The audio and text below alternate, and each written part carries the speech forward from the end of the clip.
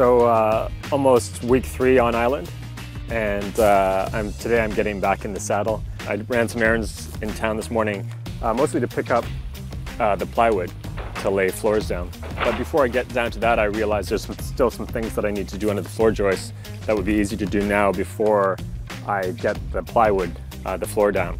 So one of the things I'm going to do is get a drain dug for the kitchen sink. The problem with the sink is that little bits of food will come down, and if it just flushes underneath the cabin, then it'll attract mice and other pests. Here's the hole that we're making for the sink drain. Little inconvenient digging underneath the floor joist. Ideally, I would have done this before laying the joist, but yeah, this is what happens when you're kind of making it up as you go along. There's no going back. Once something's done, there's only going forward. There's no regrets.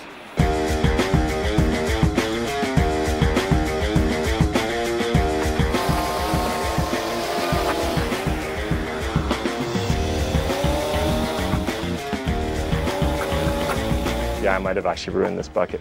But anyway, I'm gonna go down now. I have to bang in some holes and some nails to hold these buckets up and apart.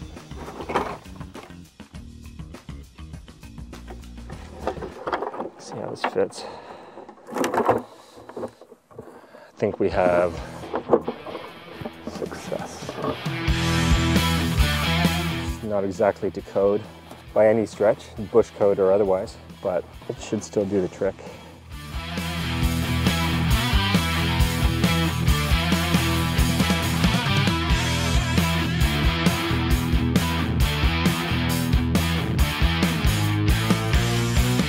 Thought I'd take advantage of a break in the weather to show you what I'm up to today. Just laying down subfloors, so plywood over the floor joists.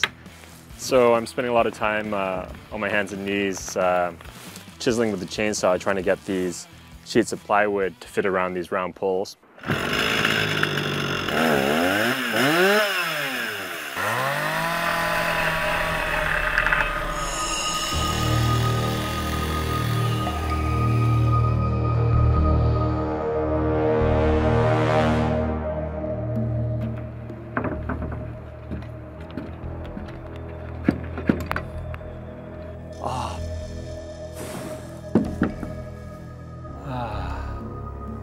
I just made the same mistake as I did over here.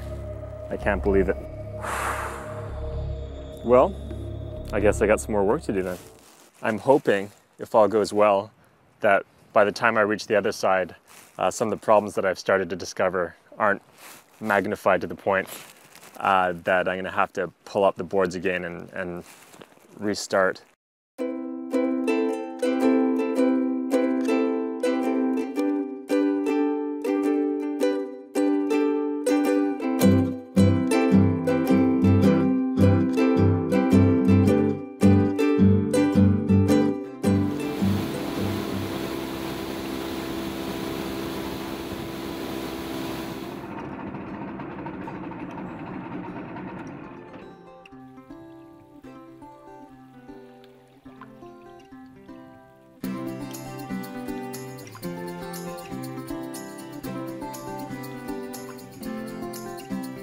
What is this? Chitin. Huh. Yeah, we just boil it and put it in boiling water for a few minutes, and then the back stuff peels off. We pull out the backbone and then the insides, and the rest is all meat.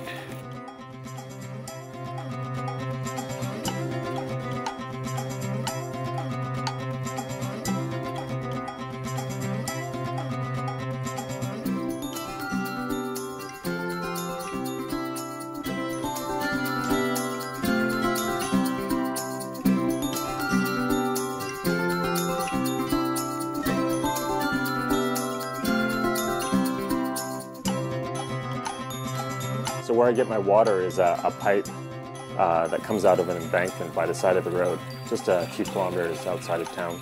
I fill up these water jugs, similar to what you see in an office water cooler. A couple of those will last me for a week. Some people have wells drilled into their property. There's none here, So they either buy water in town or get water from the pipe. Rich has been drinking that stuff for decades and doesn't seem to have done him any harm.